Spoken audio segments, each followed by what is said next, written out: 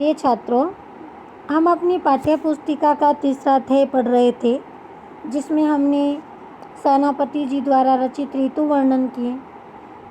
बसंत ऋतु, ग्रीष्म और वर्षा का एक साथ वर्णन और वर्षा ऋतु के आगमन का वर्णन पढ़ा। अब हम चौथे अवतरण चौथे पद का अध्ययन करेंगे, जिसमें शिशिर ऋतु का वर्णन किया गया है। शीत को प्रबल सेनापति कोपी चढ़्यो दल, निबल अनल गयो सूरी सियराई। ये जो अवतरण है, ये जो पद है, वो सेनापति द्वारा रचित ऋतु वर्णन से लिया गया है और इसमें कवि ने शिशिर ऋतु का बहुत ही सुंदर चित्रण किया गया है। शिशिर ऋतु की प्रबलता का, भयंकरता का वर्णन किया गया है। शीत को प्रबल, शिशिर ऋतु, शीत ऋतु। प्रबल यानी अधिक मात्रा में भयंकर। शीत को प्रबल सेनापति कोपी चढ़्यो दल। कवि सेनापति वर्णन करते कहते हैं कि शिशिर ऋतु में सर्दी की अधिकता का प्रकोप सब ओर फैल गया है। कोप यानी क्रोध, प्रकोप।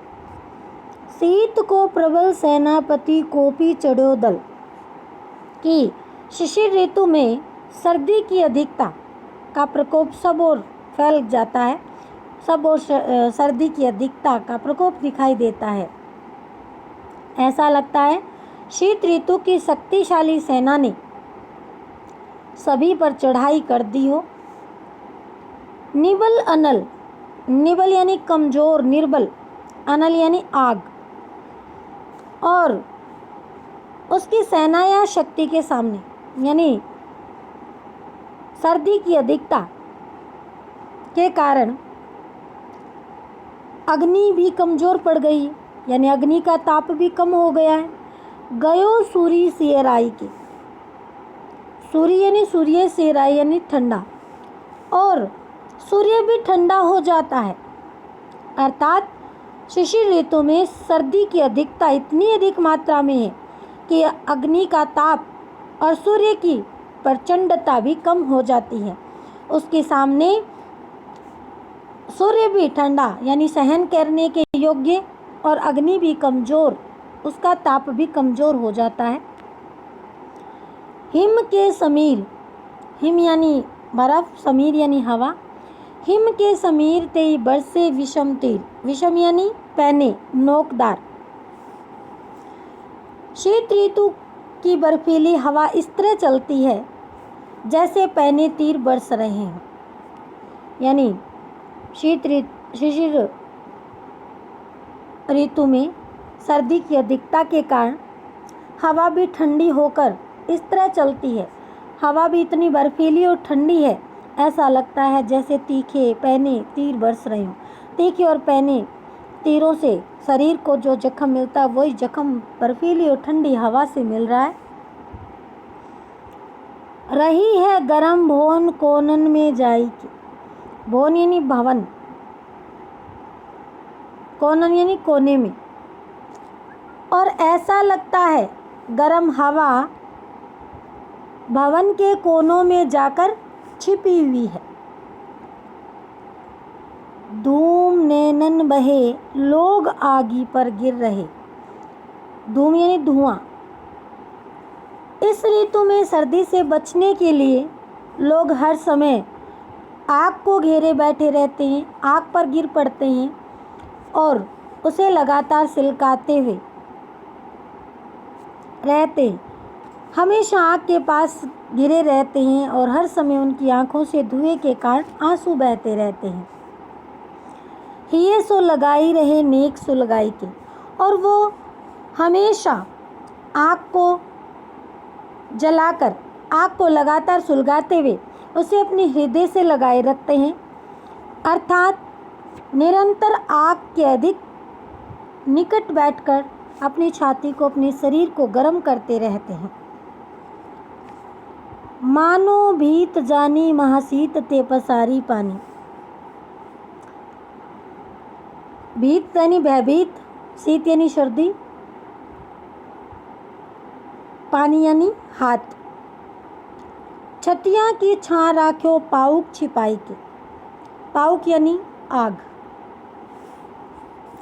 सेनापति जी कहते हैं, ऐसा लगता है मानो सर्दी से भयभीत होकर लोग अपनी पानी पसार कर यानी हाथों को पसार कर, सर्दी से भयभीत होकर लोग अपनी हाथों को पसार कर आग को अपनी छाती की छाया में छिपा कर रखना चाहते हैं। अर्थात लोग हाथ फैलाकर आग सेकते हैं, छाती व शरीर को ताप देते हैं। ऐसा लगता है मानो आग सर्दी से भयभीत रहती है, इसलिए लोग अपनी हाथ फैलाकर उसकी रक्षा करते हुए उसे अपनी छाती की छाया में छिपाकर रखते हैं ताकि आग की सर्दी से रक्षा हो सके। इस अवतरण में शिशिर ऋतु के प्राकृतिक वातावरण का बहुत ही स्वाभाविक और सुंदर और बढ़ा चढ़ाकर प्रयोग किया गया है। किसी भी वस्तु का वर्णन बढ़ा चढ़ाकर करना अतिशयोक्ति अलंकार में आता है। जैसे सर्दी से आग का कमज़ोर पड़ना, सूर्य का तेज कम होना, लोगों के द्वारा आग को छाती से लगाकर उसकी आग की रक्षा करना, ये जो है वो अतिशयोक्ति का चमत्कारिक प्रयोग दर्शाते हैं। आग एवं शिशिर पर मानवीय व्यापारों का आरोप भी इसमें किया गया है। शिशिर ऋतु का बहुत ही सुंदर स्वाभाविक और प्राकृतिक वर्णन यहाँ पर किया गया है। शिशिर ऋतु में शीत का प्रभाव का वर्णन करते हुए सेनापति जी कहते हैं कि शिशिर ऋतु में सर्दी की अधिकता इतनी है कि सर्दी की अधिकता के कारण चारों ओर सर्दी का प्रकोप फैला हुआ है। ऐसा लगता है कि शीत ऋतु की शक्तिशाली सेना ने दुश्मनों पर चढ़ाई कर दी हो और उसकी सेना के सामने आग और सूर्य भी कमज़ोर पड़ गए हों, यानी सर्दी की अधिकता के कारण आग और सूर्य का ताप भी कम हो गया है। शीत ऋतु की बर्फीली हवा शरीर को पैने तीरों की तरह महसूस होती है। ऐसा लगता है जैसे पैने और तीखे तीर बरस रहे हों। गर्म हवा भवनों के भीतर कोनों में जाकर छिपी रहती है। इस ऋतु में सर्दी से बचने के लिए लोग हर समय आग को घेर कर बैठे रहते हैं, हर समय आग पर गिरते हैं और अच्छी तरह आग को सुलगाते हुए अपनी हृदय से लगाए रहते हैं। अर्थात निरंतर आग के अति निकट बैठकर छाती को, अपने शरीर को ताप देते हैं। सेनापति जी कहते हैं, ऐसा लगता है मानो सर्दी की अधिकता से भयभीत होकर लोग अपने हाथ फैलाकर आग को अपनी छाती में की छाया में छिपाकर आग को सर्दी की भयंकरता से बचाना चाहते हों। अर्थात लोग हाथ फैलाकर आग सेकते हैं, छाती व शरीर को तपाते हैं, मानो सर्दी से आग को बचा रहे हैं ताकि आग की रक्षा हो सके। तो यहाँ पर शिशिर एवं आग पर मानवीय व्यापारों का आरोप तो है ही।